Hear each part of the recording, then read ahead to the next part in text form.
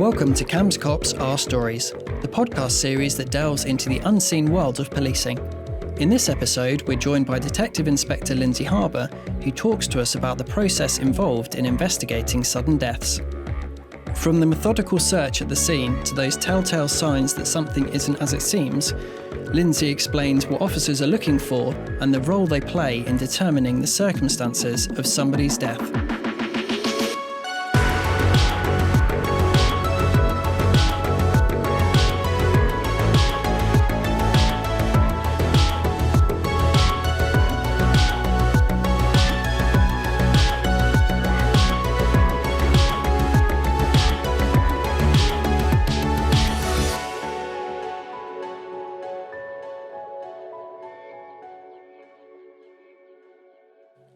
So, Lindsay, what do police? When do police get involved in a sudden death, and what do the first officers at the scene do? Okay, so police attend. I think people expect that we only attend murders, but police actually attend all deaths that aren't expected within the community. So if someone dies at home and they're elderly, but it wasn't expected, we will attend. We also attend any suicides or any deaths where they are unexplained. So the reason for police attending is, in the main, to rule out any third party, any foul play or any suspicious circumstances. And once we're quite happy that there's no suspicious circumstances, we act on behalf of the coroner, and we'll complete a coronial file ready for any potential inquest that might take place. And when would a DI like yourself get involved? Because I assume that not all scenes require attendance by yourself. Yeah, absolutely. So we will attend, if there's any concerns by the attending officers at all, then we will attend to give advice and support. We will also attend if there's any suspicious circumstances. If there's any questions that are unanswered that the officers feel they can't get to the bottom of, and things like overdoses, we'll always attend just to rule out any foul play. Okay, and how many scenes roughly would you say you would attend a week? So it's quite a difficult one because we do the duty DI role. So one week you can go to none. For example, last year I went to 6 in 24 hours. I've been to 2 already this week, and we're only on Thursday.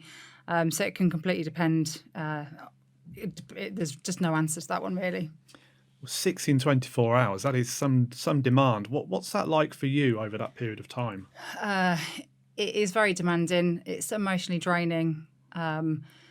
But you need to be there to support the officers and families. So it's kind of expected with our role, unfortunately. And do you remember the first time you attended the scene of a sudden death? What was that like as a young officer? Yeah, I do. So I was a special for a short amount of time before I joined the police. So I was probably only about 18. And it was a chap who had an epileptic fit in his bed at home. And I'll never forget it. I don't think you ever forget your first one. I don't think you forget any of them, actually. So it was odd because it was the first dead body I'd ever seen. But I think that you go there, that you do the job and you come away again and try not to think too much about it. Yeah, I mean, obviously all of these deaths are a tragedy in their own way, but do you almost become desensitised to it? I don't think you do. I don't think you can, because I think when you're dealing with the job, you try and take yourself away from it. You be professional and you do the inquiries you need to do. But I think always in the back of your mind, you know that there's families involved in this. You know you're going to have to pass that message on to them. You know you have to do the best for the deceased person. So I don't think you ever become desensitised. I think you probably take yourself out of the situation a little bit more, but never desensitised, I don't think. No, okay.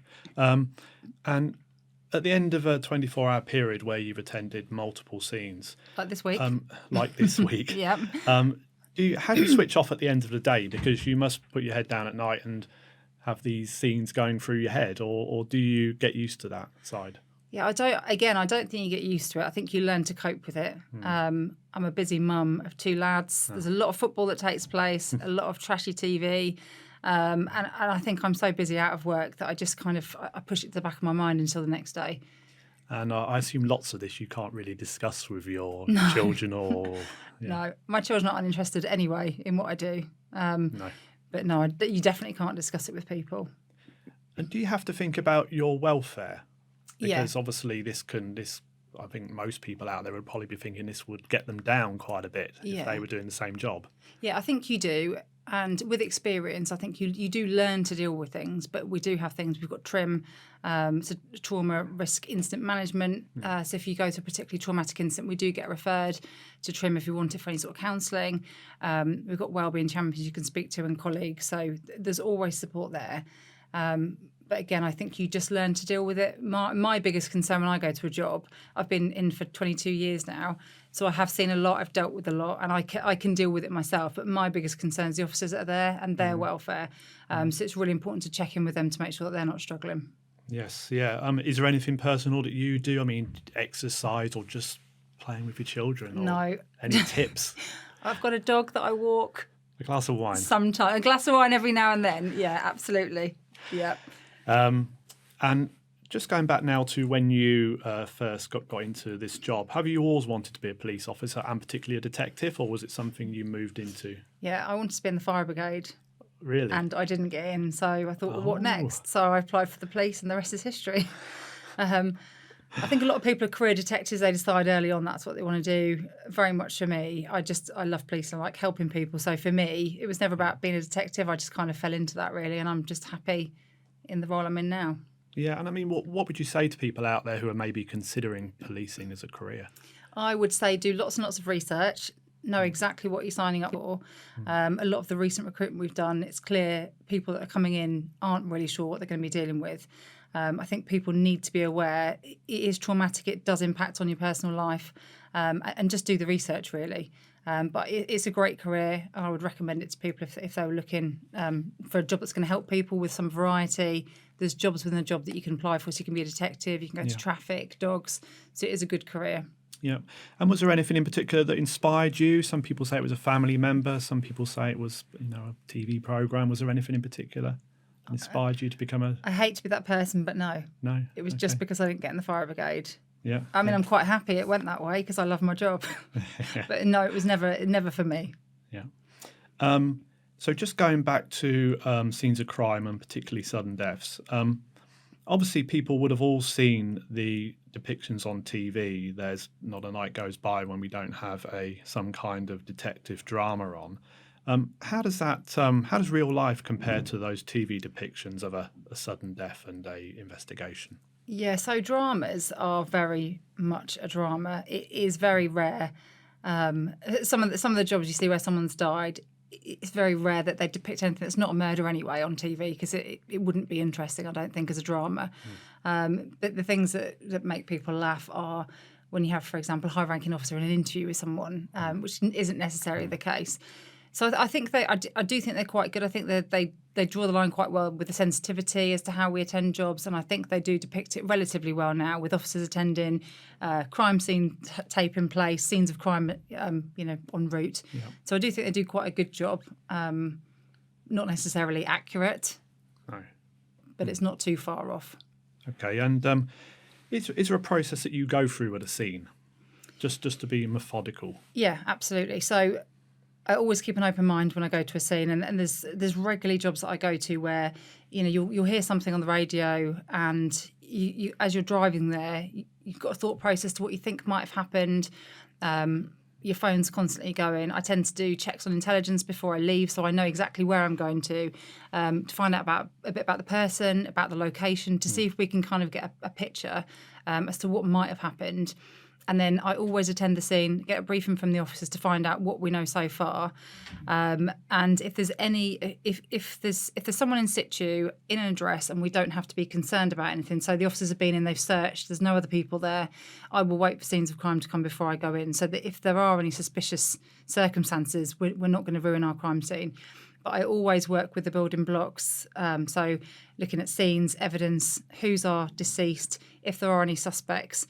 I'm always thinking about forensics, any fast-track actions, so tasking out house-to-house, CCTV. But for me, it's what have we got when we get there?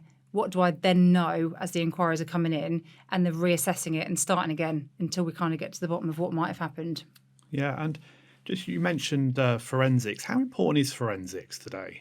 I think it's very important. So for all suicides, a scenes of crime officer has to come out. So families, that can be quite distressing because they don't understand. But essentially, we're there just to rule out that there's no third party involvement.